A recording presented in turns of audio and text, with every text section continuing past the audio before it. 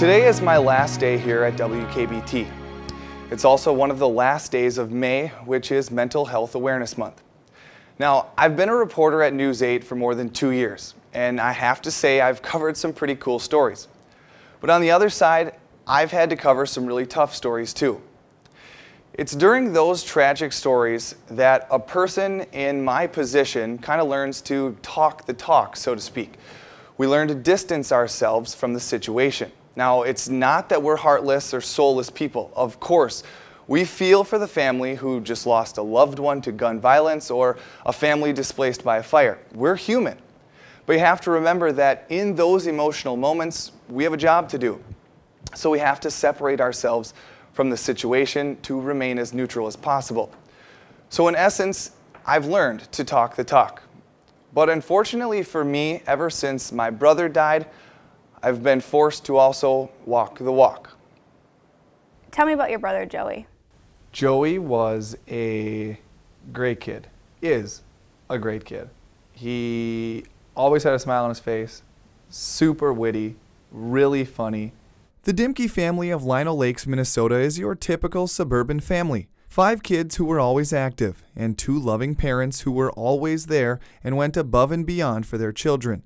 But like most families, mental illness wasn't something we talked about around the dinner table. It wasn't something that we really publicized. My brother Joey was in high school when he was diagnosed with depression, bipolar disorder, and anxiety. I have struggled with the fact that we didn't talk about it. And in all honesty, I had no idea what those illnesses were or even how to handle his diagnosis. I can remember a time where he had come to visit me, and I said, "So hey, Joe, how are you doing?" He said, "Oh, I'm doing well. How are you doing?" I said, "No, how are you doing?" I couldn't say it. I couldn't say, "How is your depression?" I couldn't say, "How are you doing with bipolar disorder? How is your anxiety?" I couldn't do it. Why couldn't you say mental illness? Why couldn't you say those words? I have no idea. And for the last year and a half, that has eaten me alive inside. Absolutely eaten me alive inside. It hurts me every day. Not a day goes by where I don't think about it. Not one single day. On March 28th, 2015, Joey died.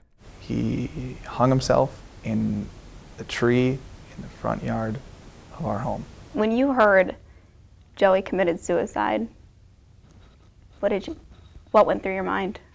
I don't think anything went through my mind. I think I felt the color leave my face.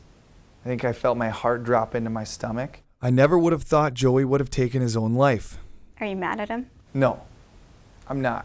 What I am mad about, though, is the fact that I couldn't talk about mental illness with my own brother. I don't think that had we talked about it and been more open about it, things would have changed. But I think it could have helped.